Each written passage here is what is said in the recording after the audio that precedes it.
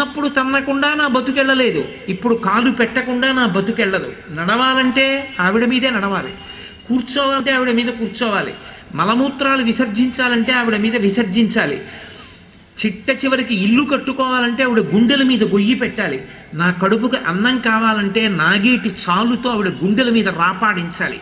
నేను ఇన్ని ఇబ్బందులు పెడితే ఆవిడ చిరునవ్వు నవ్వుతూ నాకు అన్నం పెట్టి పోషిస్తోంది. బ్రతికున్నంత కాలం మావాడు మావాడు మావాడని కౌగిలించుకున్న వాళ్ళు శరీరం విడిచిపెట్టేసిన తర్వాత ఎవ్వరూ ఉంచుకోకపోతే ఆవిడ ఒక్కతే తన కడుపులో పెట్టుకుంటుంది.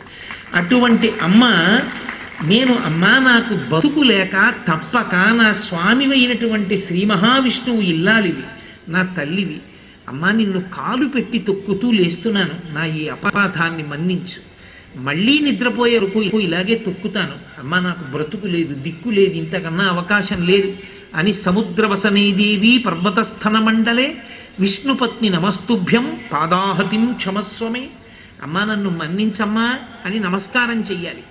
చేసి కుడి కాలు పెట్టాలి, తర్వాత రెండో కాలు పెట్టి భూమి మీద నిలబడి ఇలా తూర్పు దిక్కుకి తిరగగానే గురువుగారు వచ్చి ఎదురుగుండా నించున్నారన్న భావన పొందాలి. గురువుగారి పాదములు ఎప్పుడూ జ్ఞాపకంలో ఉండాలి. గురువుగారి పాదం మీద పుట్టుమచ్చ, ఆయన పాదాల పిక్కలు ఎలా ఉంటాయో కూడా గుర్తుండాలి. గురువుగారు ఎదురుగుండా ఉన్నారు అన్న భావనతో నేల మీద పడిపోవాలి. పడిపోయి ఒక స్వర్ణ దండం ఎలా పడిపోతుందో అలా పడి ప్రణిపాతం చెయ్యాలి. ప్రణిపాతం చేసి నమస్కరించి ఒక్క 5 నిమిషాలు కూర్చోవాలి. కూర్చుని ప్రాణాయామం చెయ్యాలి. ప్రాణాయామం చేసి 3 మార్లు ప్రాణాయామం చేస్తే మనసు వశం అవుతుంది. వశమైనటువంటి మనస్సుని ఆధారం చేసుకుని ఒక్క 5 నిమిషాలు ధ్యానం చెయ్యాలి. అలాగే కూర్చుని 5 నిమిషాలు చేయండి, 1 నిమిషం చెయ్యండి, ధ్యానం చెయ్యాలి. దేన్ని ధ్యానం చెయ్యాలని అడిగారు. శంకరాచార్యుల వారు ఈ జాతికి మహోపకారం చేశారు. ఎన్ని ప్రాతస్మరామి స్తోత్రాలు ఇచ్చారో ఆయన, నీ ఇష్టం, నువ్వు విష్ణు స్వరూపాన్ని భజన చేస్తూ నిద్రలేచావు కాబట్టి జాగ్రత్త, ఒక్కసారి విష్ణు దర్శనం చెయ్యాలని నువ్వు అనుకున్నావా, భీష్మస్తుతిలో ఒక్క పద్యం నీకు జ్ఞాపకానికి వస్తే చాలు. భీష్మాచార్యుల వారు శ్రీకృష్ణ భగవానుడిని స్తోత్రం చేస్తూ అంటారు, ఆయన ఒళ్ళంతా కూడా నీలమేఘ కాంతితో ఉంటుంది. తను ఉద్దీపింప ప్రాభాత నీరజ బంధు ప్రభమైన చేలము పైన్ రంజిల్ల నీలాలక వ్రజ సంయుక్త ముఖారవిందమతి సేవ్యంబై విజృంభింప మా విజయుంచేరుడు వన్యకాడు మది నావేశించు నెల్లప్పుడు అంటారు. కాబట్టి ఆ నీలమైన కాంతితో మెరిసిపోతున్నటువంటి ఆ కృష్ణ భగవానుడు ఆయన కుడికాలు కింద పెట్టి ఆ ఎడంకాలు బాగా భూమి మీద మోపి కుడికాలు విలాసంగా ఇలా ఎడంపాదం పక్క నుంచి పెట్టి కొంచెం పైకెత్తి పెట్టి ఇలా వేళ్ళు మీద నిలబెడితే అరికాలు కనపడేటట్టు వెనకాతల ఉన్నటువంటి ఆ అరికాలు వెనక భాగం ఆ ముద్దలా కనపడుతుంటే ఎర్రగా అరికాలు, నల్లగా ఆయన యొక్క పాదం నీలిమేఘ కాంతితో, అక్కడే ఒక చిన్న ఆవుదూడ, దాని గంగడోలు, అది తన ముట్టితో అక్కడున్న గడ్డి పరకలు తింటున్నట్టు, ఆయన యొక్క మోకాళ్ళు, పట్టుపంచ, ఆయన నడుం త్రిభంగిగా ఆయన ఎడంకాలు మీద నించుని కుడికాలు విలాసంగా వేసి కొద్దిగా ఇలా వంగి ఉండడంలో నడుం కొద్దిగా వంగి త్రిభంగిగా ఉండి ఆయన వక్షస్థలం, ఆయన మెడలో వేసుకున్నటువంటి మందారమాల, ఆయన యొక్క చిన్న గడ్డం, ఎర్రటి పెదవులు, 2 చేతులు ఒకదానికొకటి అభిముఖంగా వస్తూ ఈ వేళ్ళు ఇలా వస్తే ఈ వేళ్ళు ఇలా వచ్చి పట్టుకున్న వేణువు, ఆయన పెదవుల దగ్గర పెట్టుకున్న వేణువు, ఆ వేళ్ళు కదులుతూ ఇలా ఆ వేణువు యొక్క రంధ్రాల్ని మూసి వదులుతున్నట్టు, ఆయన వేణురవం, యమునా నది చుట్టూ ఆవుదూడలు, ఆవులు, గోపకాంతలు, ఆయన యొక్క విశాలమైనటువంటి లలాట భాగం, దాని మీద పెట్టుకున్న కస్తూరి తిలకం, ఆయన నాసాగ్రం, ఆ ముక్కు చివర ఉన్న ముత్యం, ఆయన కపోలములు, బుగ్గలు, ఆయన చెవులకు పెట్టుకున్నటువంటి కుండలములు, అరుణావర్షం కురిపిస్తున్నటువంటి ఆ కన్నులు, ఆ కన్నులలోంచి మన్ని ప్రేమగా చూసినట్లు ఆ కిరీటం, ఒక్కసారి ఆపాదమస్తకం దర్శనం చేసి ధ్యానంలో నువ్వు లేవచ్చు. మనసంతా బ్రహ్మముహూర్తం కాబట్టి పరమేశ్వరమయమైపోయి సత్వగుణ ప్రధానం అవుతుంది. శాంతి ఆరోగ్యకారకం. లేదు, శంకర భగవత్పాదులు చెప్పినట్టు ప్రాతర్నమామి పరమేశ్వర పాద పద్మం పద్మోద్భవామర మునీంద్ర మనోనివాసం పద్మాక్షనేత్ర సరసీరుహ పూజనీయం. పచ్చటి పట్టుబట్ట కట్టుకుని సింహాసనంలో కూర్చుంటే తెల్లగా మెరిసిపోతూ అప్రాకృత శరీరం తం అతిమన్మథరూపిణం ఘృతరీతి ఘనీభూతం సచ్చిదానంద విగ్రహం అంటుంది లింగపురాణం. రాశీభూతమై పేరుకున్న నెయ్యి ఎలా ఉంటుందో అలా తెల్లటి పరమశివుడు, తెల్లటి పాదాలు, పాదాలకి అలదిన గంధం, చుట్టూ పెట్టిన పారాణి, ఆ పాదముల మీద పూజ చేయబడినటువంటి తెల్లటి మల్లెపూలు, ఆ పక్కనే నా తల్లి, ఆవిడ పచ్చటి పట్టుపుట్టం, ఎర్రటి పాదాలు, పసుపు, పారాణి, బొటనవేలు విడిచిపెట్టి పక్కన ఉన్న 2 వేళ్లకి పెట్టుకున్న బంగారు మట్టెలు, ఆ పారాణి పాదాల మీద పూజ చేయబడిన సన్నజాజి పూలు, ఆ పాదముల జంట మీద ఇలా తల ఉంచి తల పెడితే ఆ పుష్పవాసన, లత్తుక వాసన, గంధం వాసన, పసుపు వాసన ఇవన్నీ పీలుస్తూ 1-2-3 నిమిషాలు ఆ ఆనందాన్ని అనుభవించి మీరు ప్రశాంతంగా లేచి నిలబడ్డారనుకోండి. 88 నిమిషాల ముందు లేవడం దీనికోసం లేవమన్నారు. లేచి ఇప్పుడు ప్రాతస్మరామి శ్లోకాల్ని మనసులో చదువుకుంటుంటాడు. అందుకే స్మరామి స్మరామి అని వస్తాయి అవన్నీ.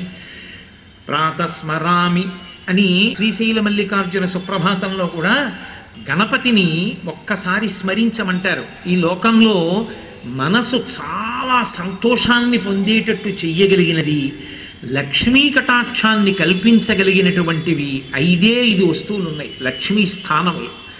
లక్ష్మీ స్థానములలో ఒకటి ఏనుగు యొక్క కుంభస్థలం, 2వది పద్మం, 3 సువాసిని యొక్క పాపట, 4వది తామరపు, 5వది ఆవు యొక్క వెనక భాగం.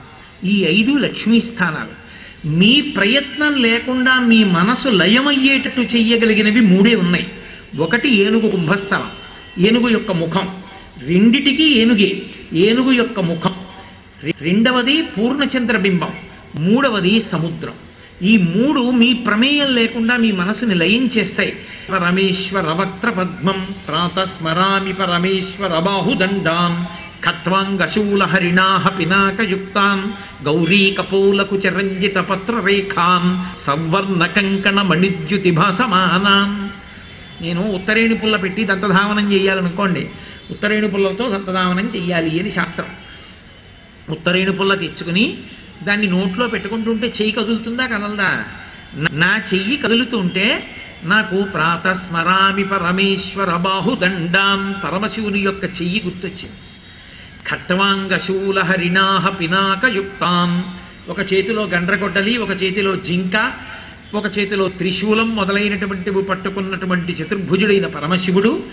ఆయన చేతులు ఇలా కదుపుతుంటే ప్రాతస్మరామి పరమేశ్వర బాహుదండాన్ ఖట్వాంగశూల హరిణాహ పినాకయుక్తాన్ గౌరీ కపోలకు చరంజిత పత్రరేఖాన్ సవర్ణ కంకణ మణిద్యుతి భాసమానాం.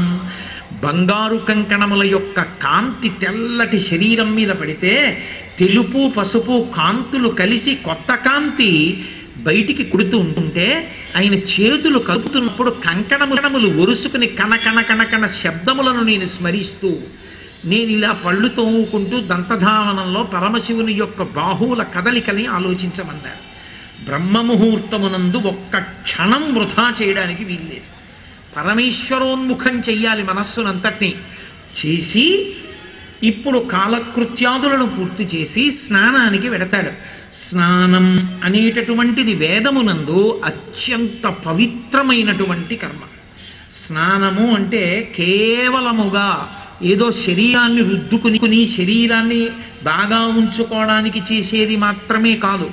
స్నానము 6 రకములైనటువంటి ప్రయోజనముల కొరకు 6 విధములుగా చేస్తారు అని చెప్పింది వేదం. అందులో మొట్టమొదటి స్నానానికి మలాపకర్షణ స్నానము అని పిలుస్తారు. 2వ స్నానాన్ని క్రియాంగ స్నానము అని పిలుస్తారు. 3వ స్నానాన్ని క్రియాస్నానము అని పిలుస్తారు. 4వ స్నానాన్ని కామ్య స్నానము, 5 తీర్థ స్నానము, 6 నైమిత్తిక స్నానము అని స్నానము 6 రకాలుగా చేస్తారు. 6 రకాలుగా అంటే నా ఉద్దేశ్యం 6 సార్లు చెయ్యమని కాదు, స్నానము 6 విధములై ఉంటుంది. స్నానము అన్న మాటకి యథార్థమైన అర్థం నిలబడి నీళ్లు పోసుకొనుట కాదు. మనం వేరు పాత్రలోని నీరు తీసి పోసుకోకూడదు.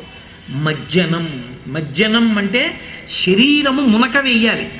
అంటే దాని అర్థం ఏమిటి? నదీ తీరమునందు నువ్వు ఉండి నదిలో స్నానం చెయ్యి అని అర్థం, అథవా చెరువులోనో ఏట్లోనో స్నానం చెయ్యమని. మరి అలా లేకపోతే ఏం చెయ్యాలండి అంటే గౌడ స్నానం తప్పదప్పుడు చెంబుతో నీళ్లు తీసి నీ మీద నువ్వు పోసుకోవాలి. కానీ స్నానము మొట్టమొదటి స్నానం దేనికి చేస్తారు అంటే మలాపకర్షణము కొరకు. మలాపకర్షణ స్నానము అన్న మాటకు అర్థం ఏమిటో తెలుసా? శరీరము నుండి నిరంతరము మలము ఊరుతూ ఉంటుంది, అది నిరంతర స్రావము. కళ్ళలో ఉన్నటువంటి ధూళికణములన్నీ పక్కకి చిన్న పుసి కింద వస్తుంటాయి, చెమట రోమకూపాల్లోంచి బయటికి వస్తూ ఉంటుంది, నాలుక మీద పాచి ఏర్పడుతూ ఉంటుంది, అలాగే మలమూత్రములు సిద్ధమవుతుంటాయి. ఇవన్నీ కూడా శరీరమును అయోగ్యము చేసేవి, భగవత్ స్పర్శ నుంచి దూరం చేస్తాయి. అవి మనసుని నిలబడనివ్వవు. వీటిని తొలగించుకొని భగవంతుని యొక్క ఉపాసన చెయ్యడానికి ఉపక్రమించడం కోసమని చేసేటటువంటి స్నానానికి మలాపకర్షణ స్నానం అని పేరు. అందుకే మనం చేసే స్నానమంతా ప్రతిరోజు మలాపకర్షణ స్నానం అంటారు. మలాపకర్షణ స్నానం కేవలం శరీర శుద్ధి కొరకు కాదు, దాని ప్రధాన ప్రయోజనం భగవంతుడి దగ్గర మనసు కదలకుండా కూర్చోవడం. అలా కూర్చోడానికి వీలుగా దేశకాల సంకీర్తనం చెయ్యని స్నానం చెయ్యకూడదు. దేశకాల సంకీర్తనం అంటే మళ్ళీ ఒకసారి చెప్పాలి. ఏదో నేను ఫలానా చోట నెల్లూరు మహాక్షేత్రే వసతి గృహే సమస్త దేవతా బ్రాహ్మణ హరిర సన్నిధౌ అస్మిన్ వర్తమానేన శ్రీ ఖరనామ సంవత్సరే మార్గశీర్షమాసే కృష్ణపక్షే అని తిథి చెప్పి నేను స్నానం చేస్తున్నాను అని సంకల్పం చేసుకుని గంగే చైవ చైవ గోదావరి సరస్వతి నర్మదే సింధు కావేరి యోజిలేస్మిన్ సన్నిధిం కురు ఆయాంతు స్నానం ద్రవ్యాన్ని సంప్రోక్యాన్ని ముందు 3 మాటలు చల్లుకుని వేడి నీళ్ళైతే కాళ్లతో, చన్నీళ్ళైతే తలతో నువ్వు చెయ్యలేని దానిని నీ మనసు చేత నువ్వు చేసుకునేటట్టు నిన్ను అనుగ్రహిస్తుంది. అందుకని గంగాది నదులను స్మరించి స్నానం చెయ్యాలి. ఒకవేళ గంగాది నదులను స్మరించడం మాకు చేత కాదండి, ఎలాగా అంటే ఒక్కటే నామం చెప్పుకోమన్నారు. నీకేమీ చేత కాకపోతే గోవింద గోవింద గోవింద 3 మాటలు గోవింద గోవింద గోవింద అంటే చాలు. నువ్వు అన్ని సంకల్పములు చేసేసుకున్నట్టయితే పురుషుడు ప్రతిరోజు శిరోస్నానం చేయాలి, స్త్రీ నైమిత్తిక తిథుల్లో చేస్తే చాలు. ఉత్తి రోజుల్లో నీళ్లు చల్లుకుంటే ఆమె ప్రతిరోజు తలస్నానం చేసినట్టు వేదం అంగీకరించి. కాబట్టి ఇప్పుడు అలా చేసే స్నానాన్ని మలాపకర్షణ స్నానము అని పిలుస్తారు. 2వ స్నానం క్రియాంగ స్నానము అని పిలుస్తారు. క్రియాంగ స్నానం అంటే జపం చేసేటప్పుడు కదిలిపోయిన మనసుని మళ్ళీ వెనక్కి తీసుకొచ్చి నిలబెట్టేటటువంటి ప్రక్రియ. క్రియాస్నానము అంటే నదీ స్నానము అని గుర్తు. నేను క్రియాస్నానానికి ఎడుతున్నానండి అంటాడు ఒక ఆయన. క్రియాస్నానం చేస్తాను అంటే క్రియ అంటే ఏదో పని చేస్తానని కాదు, నదిలో స్నానం చేస్తాను అని. నదిలో ఎందుకు స్నానం చెయ్యాలి అని అడిగారు. తప్పకుండా నదీ స్నానం చెయ్యాలి. నదీ స్నానం ఎందుకు చెయ్యాలో తెలుసా? సంస్కృత భాషకున్న గొప్పతనం అదే. ఆ పేరు వెనకతే అసలు దాని గొప్పతనం ఏమిటో చెప్తారు. నది అన్న మాటకు అర్థం ఏమిటంటే యస్మాత్ నాదం కృతవత్యః తస్మాత్ నదీతి నామధేయం ప్రాప్తాః ఇది స్యందనశీలాః. నది ఏర్పడాలి అంటే ఆకాశంలో ఉండేటటువంటి నల్లటి మబ్బులో మెరుపు మెరుస్తుంది, మెరుపులో విద్యుత్ ఉంటుంది. ఆకాశంలో మెరుపు ఉండి మబ్బులో ఆ మెరుపు మెరిసి వాన పడుతుంది. ఆ వాన పడేటప్పుడు మెరుపులో ఉన్న కాంతిని పుచ్చుకుంటుంది, పుచ్చుకుని పైనుంచి కింద పడుతుంది. కింద పడ్డప్పుడు అది రాతి మీద పడి పెద్ద ఘోష చేస్తుంది, చేసి నదిగా మారి నిశ్శబ్దంగా వెళ్ళదు. ఇది స్యందనశీలాహ, అది పెద్ద చప్పుడు చేస్తూ వెడుతుంది. అందుకే మీరు నదీ తీరంలో వినండి, నది వెళ్ళేటటువంటి శబ్దం ఒకలా ఉంటుంది. సముద్రపుటొడ్డున కూర్చుని వినండి, సముద్ర ఘోష ఒకలా ఉంటుంది. నది యొక్క శబ్దం ధ్యానమునకు యోగ్యం, సముద్రం యొక్క శబ్దం మనసుని కదుపుతుంది, మనసుని ఉద్వేగపరుస్తుంది, భయపెడుతుంది. సముద్ర ఘోష మనసు లయం అవ్వడానికి కారణం కాదు. కానీ నది యొక్క శబ్దం ఉందే, అది మనసుని లయం చేస్తుంది. అది అంత అందంగా చప్పుడు చేస్తూ వెడుతుంది. రాళ్ల మీద బండల మీద విడినప్పుడు, సుడిగుండాలు తిరుగుతున్నప్పుడు అది ఒక రకమైనటువంటి చప్పుడు చేస్తూ వెడుతుంది. మీరు ఎక్కడైనా ప్రశాంతమైన రేవులోకి వెళ్ళి ఏకాంతంగా ఉన్నప్పుడు, జనం లేనప్పుడు కూర్చుంటే ఆ నది యొక్క కదలికల చప్పుడు వినపడుతుంది మీకు. అప్పుడు ధ్యానం చేస్తే చాలా తొందరగా మనోలయం అవుతుంది. అంత గొప్ప చప్పుడు చేస్తూ ప్రవహించేటటువంటి దాన్ని ఇది స్యందనశీలాహ నది అని పిలుస్తారు. ఆ నది రావడమే అంత గొప్పగా వస్తుంది. అందుకనే దాని యొక్క నీటి యందు రోగములను హరించగలిగినటువంటి శక్తి, పాపమును తీయగలిగిన శక్తి ఉంటాయి. అన్నం తింటే కడుపు నిండుతుందండి అంటే అన్నం తిని కడుపు నిండడం తెలుస్తుంది.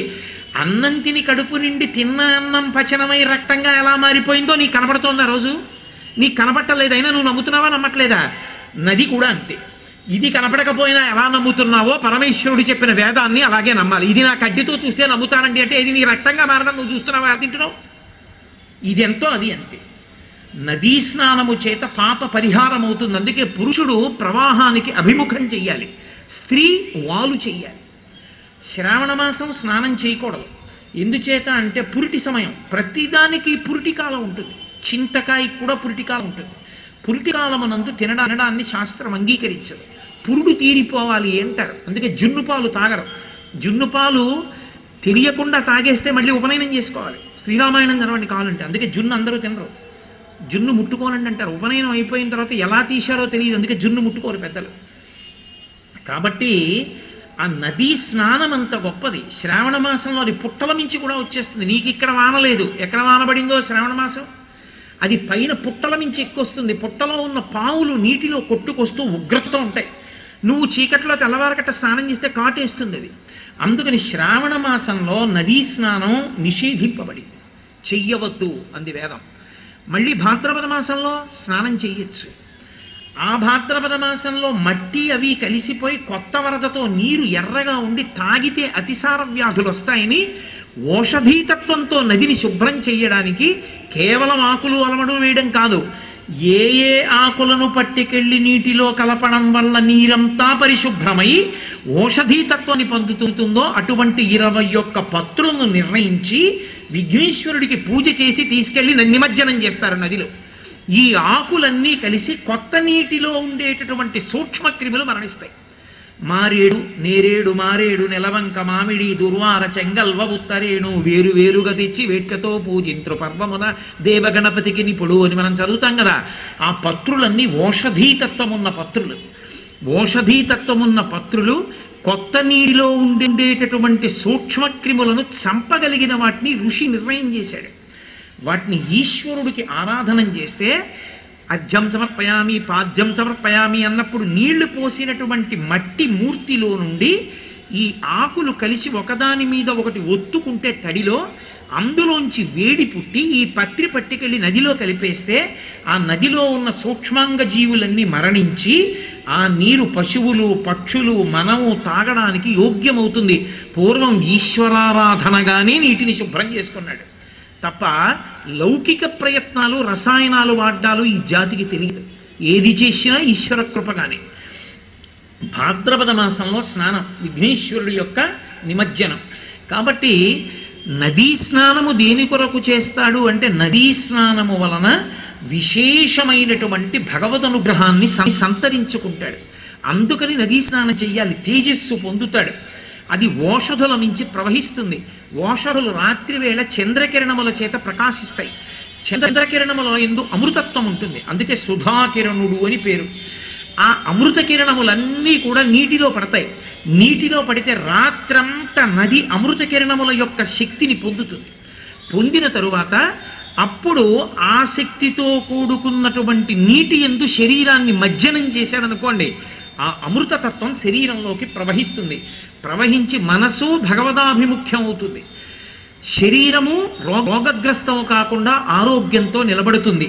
అందుకని 6 రకముల స్నానములలో క్రియాస్నానాన్ని శాస్త్రం విధించింది. నదీ స్నానం చెయ్యవలసిందే. ప్రవహిస్తున్నటువంటి నది యందు స్నానము అంత ఉత్తమోత్తమము. కాబట్టి 6 స్నానములలో మలాపకర్షణ స్నానము, క్రియాంగ స్నానము, కామ్య స్నానము, క్రియాస్నానము, తీర్థస్నానము. తీర్థస్నానము అంటే తీర్థములు అని ఉంటాయి, దాంట్లో స్నానం కోసమే వెడతాం మనం. అందుకే ఈశ్వర దర్శన యాత్ర, క్షేత్రయాత్ర అనరు, తీర్థయాత్ర అంటారు. తీర్థయాత్ర అన్న మాటకు అర్థం ఏంటంటే, పూర్వం తీర్థయాత్రకు వెడుతున్నాడు అంటే 2 గామంచాలు 2 తువ్వాళ్ళు అంతే. ఎందుకని వాడు వెళ్ళేది తీర్థాల్లో స్నానం చేయడానికి.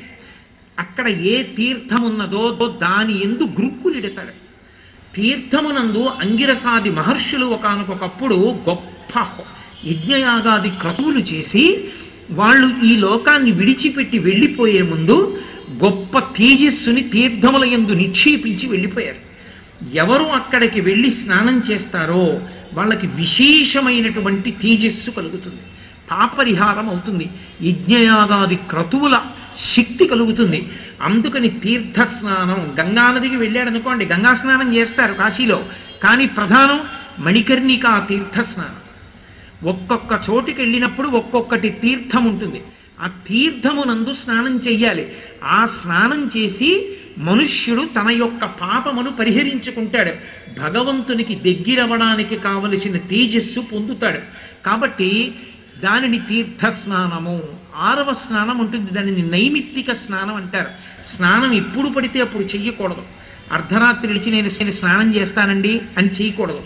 స్నానం చేయడానికి వేళాపాళా ఉంటాయి, ఇష్టం వచ్చినట్టు స్నానం చేయకూడదు.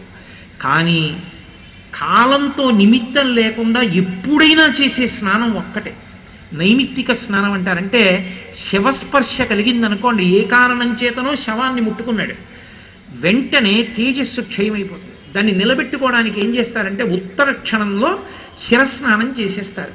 ఎక్కడికో అక్కడికి వెళ్ళి శిరసాదిగా స్నానం చేసేసి ఆ బట్టలు విడిచిపెట్టి యజ్ఞోపవీతాన్ని తీసేసి కొత్త యజ్ఞోపవీతం వేసేసుకుంటారు. కాబట్టి నైమిత్తిక స్నానము, శవస్పర్శ మొదలైనవి కలిగితే చేసేటటువంటి స్నానానికి నైమిత్తిక స్నానం